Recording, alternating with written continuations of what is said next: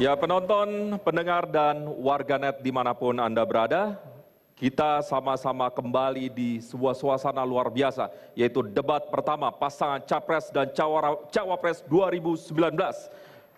Dan sekarang kita masuki ke tema korupsi dan nepotisme.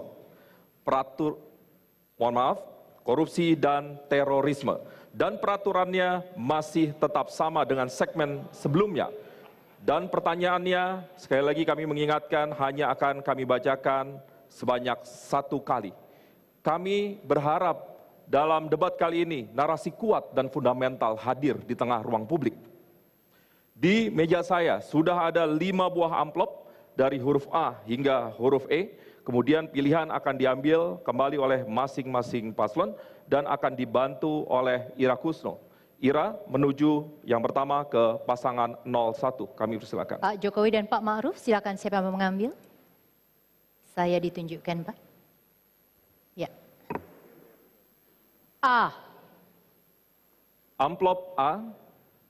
Saya langsung ambil amplop A. Ini amplopnya masih tersegel dan saya akan langsung bacakan pertanyaannya.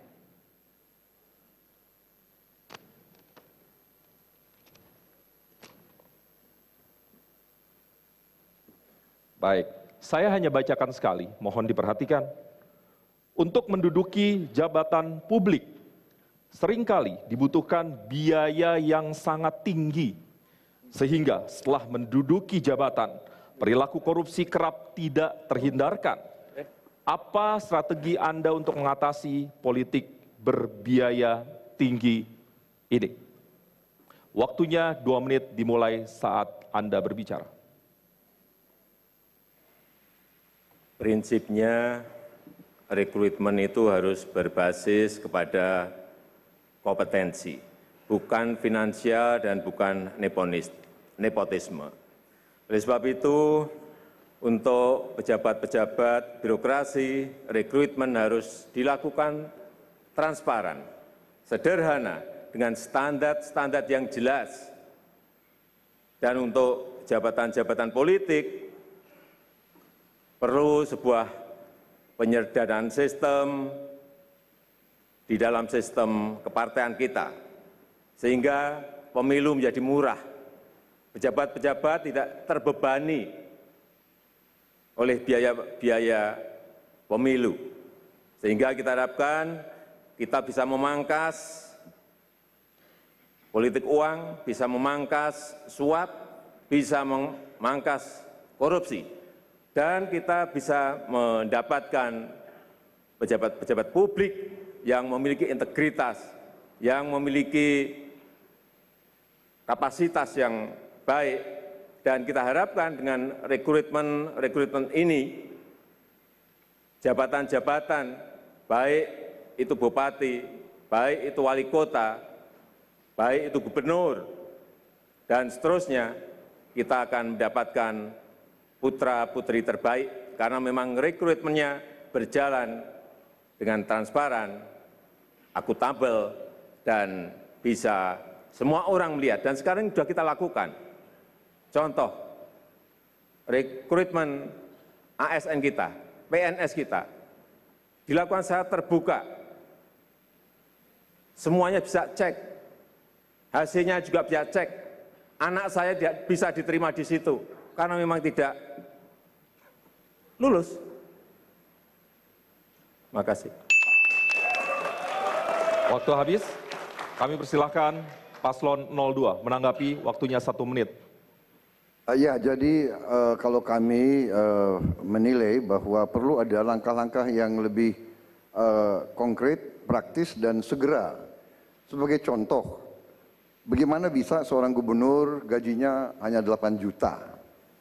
Kemudian dia mengelola provinsi umpamanya Jawa Tengah yang lebih besar dari Malaysia dengan APBD yang begitu besar. Jadi ini hal-hal yang tidak realistis. Jadi saya kira seorang kepala pemerintah eksekutif kalau benar-benar niat untuk memperbaiki itu, kita harus segera berani melakukan terobosan-terobosan supaya penghasilan para pejabat publik itu sangat besar. Kemudian kita potong semua kebutuhan-kebutuhan kampanye. Sebagai contoh, TV adalah milik rakyat dunia maya. Jadi nggak boleh kita terlalu banyak bayar untuk muncul di TV. Demikian juga radio, demikian juga baliho-baliho di kota-kota itu harus. Waktunya habis, Ya, Pak. terima kasih. Selanjutnya, saya persilahkan kembali ditanggapi, waktunya 1 menit. Ya, tadi sudah saya sampaikan bahwa rekrutmen yang berbasis kompetensi dan bukan finansial itu menjadi kunci. Saya berikan contoh, saya sendiri pada saat pemilihan wali kota, saya betul-betul menggunakan anggaran begitu sangat kecil.